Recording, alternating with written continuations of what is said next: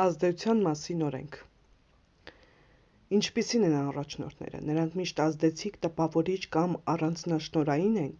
ինչպես հաշվարկել առաջնորդի գործունեության արդյունավետությունը, հնարավոր է արդյոք որոշել երկու առաջնորդից որն է ավելի լավը, հարյուրավոր տարիներ մարդիկ փորձել են բացատրություններ տալ այս հարցին, 20-րդ դարավերջին ամենաազդեցիկ առաջնորդները նախ և առաջ տարբերակվում էին արտաքինով, շատերն են հիշում Մայր Թերեզային, այդ փխրուն, փոքրամարմին կնոջը, որը ծայրաստիճան աղքատներին նվիրյալ ծառայող էր, բայց այդպիսին լինելուց բացի, նա նաև ազդեցիկ առաջնորդ էր,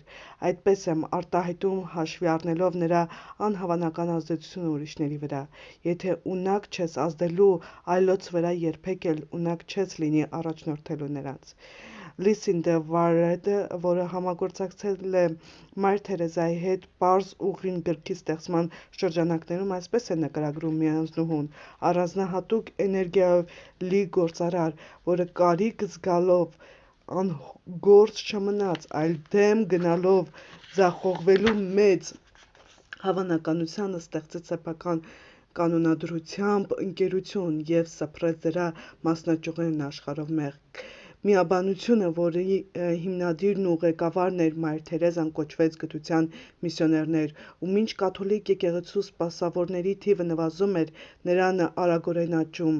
դեռևս կենդանության օրոք հասնելով 4000-ի։ Մայր Թերեզայի առաջնորդությամբ նրա հետևորդները ծառայություն էին մատուցում 5 մայրցամաքների 25 երկրում, օրինակ Կաթոլիկիայում մանկատուն բացեց, բորոտությամբ տառապողների համար կենտրոն հիմնեց, մահվան մահճում գտնվողների և չքավորների,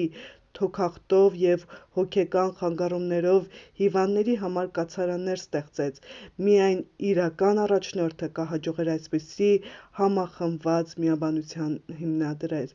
Համակիրներից բացի, նա իր ազդեցությունը կարողացավ տարածել ամենուրեք, տարբեր ազգերի և տարբեր հասարակական դիրք զբաղեցնող անձանց հարգանքն էր վայելում, իսկ երբ խոսում էր, մարդիկ ուշադիր լսում էին նրան։ Գրող, իսկ նախկինում նաև նախագահ, մամուլի խոսնակ Փեգի Նանուն անդրադարձել է 1994 թվականի ազգային աղոթքի նախաճաշի ժամանակ Մայր Թերեզայի արտասանած ճառին, որից ակներև է դառնում վերջինիս խոսքի մեծ ազդեցությունը մյուսների վրա։ Վաշինգտոնի ողջ